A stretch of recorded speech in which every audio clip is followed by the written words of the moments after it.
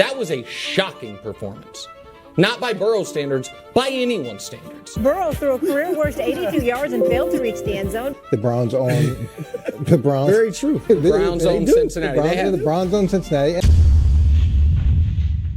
The biggest surprise from week 1 of this season so far was ultimately the performance of the Browns defense displayed against the Bengals. We know the Bengals struggle mightily against the Browns. In the last 10 matchups, the Browns are 8-2 against the Bengals, but winning 24-3 and giving Joe Burrow the worst statistical performance of his entire career and allowing only 142 yards of total offense, that is something special and needs further evaluation. So how did the Browns defense lock down this explosive offense? On this critical third down, Browns come out in a 4-1-6 dime package. 4 defensive linemen, 1 linebacker, and 6 defensive backs. Just by a pre-snap look, I would guess some type of blitz with man coverage across the board with 1 high safety. And if I refer to Madden, this is a very similar play to what was called. But what do you notice that's unique about this play? Is it Myles Garrett dribbling into his pass rush right over the A-gap? This is something that all teams with elite edge rushers should be doing, and that's moving your most dominant pass rusher across the defensive line. And once the play starts,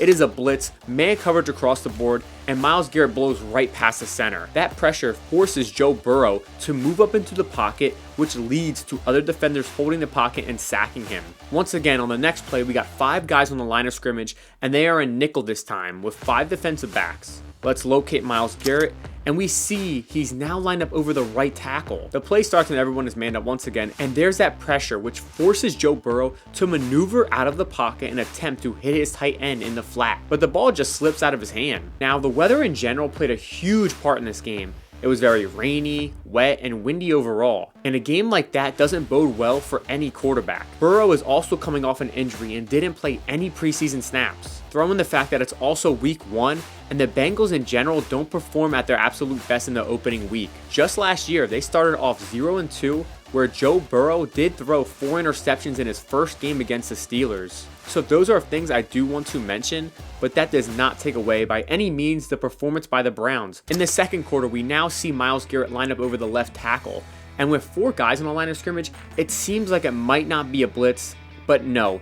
Anthony Walker nearly times the snap perfectly and blitzes through the A-gap. With the additions of Zadarius Smith and Dalvin Tomlinson, it seems like defensive coordinator Jim Schwartz wants to force as many one-on-one matchups for Myles Garrett as possible, because there is now 2 pass rushers for offensive lines to worry about. But with a chip from Joe Mixon, Garrett does not get through, but Tomlinson nearly gets Burrow but releases it just in time, and due to this pressure, this pass is just a little too far behind for Tyler Boyd. On the same drive, we get back to the pivotal third down. Myles Garrett now lined up over the left guard with Zadarius Smith on the outside. Joe Mixon lined up on the opposite side of Garrett, which forces a guaranteed one-on-one matchup for Myles. And once the play starts, we are in a blitz man coverage situation once again. And I'll just say this now, but the secondary for the Browns also played just as good as the defensive line. I mean, they blanketed what is considered the best wide receiver core in the NFL. From Denzel Ward, Grant Delpit, and Greg Newsome, these 3 alone deserve a huge round of applause, because they were put in situations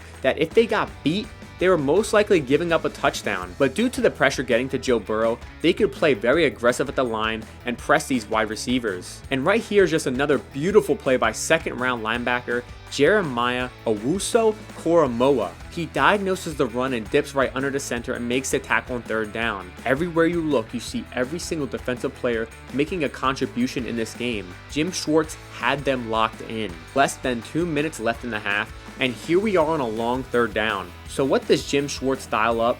Another man coverage blitz, but this time there's 6 people coming at Burrow, and as you see, the pocket collapses very fast and there is nobody open, and once again another incomplete pass. And this goes on into the second half because they figure, hey, if it ain't broke, don't fix it. They keep sending 5 and just let their guys work against these wide receivers. But after watching this pass alone, this just shows the week 1 rust that this team has. I mean, Jamar Chase beats his guy, but the ball just sails a little too far out for Chase to get, which is very surprising because these are the most dialed in wide receiver quarterback combo in the NFL at this point. Like I said before, here we have Grant Delpit on Jamar Chase, and he knows he might have some safety help over the top, but this doesn't even matter. He just runs with him and plays Chase's body perfectly to hit the ball out at the perfect time. Going into the fourth quarter now, this game is nearly out of reach for the Bengals, and the Browns decide to switch things up. They line up in a nickel double mug formation, which has both linebackers right on the A-gaps. And you see the pre-snap look, and it could very much be an all-out blitz with everyone in man coverage, but this time it's not. Their two best pass rushers, Smith and Garrett, actually drop out into zone coverage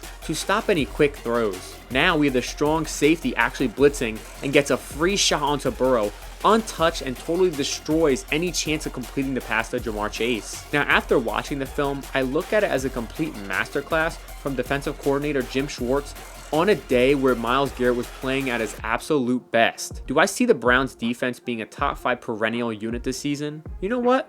Just maybe. I mean, the Browns played amazing all game, no defensive lapses, and their game plan was a success. Going forward, you need to have a good offensive line to handle Myles Garrett. And not just one outstanding tackle, but a cohesive unit that can keep Garrett in check. With a matchup against the Steelers next week, I expect a very similar result, so be on the lookout for another impressive showing from the Browns. Till next time, Sports Nerd Marty is out.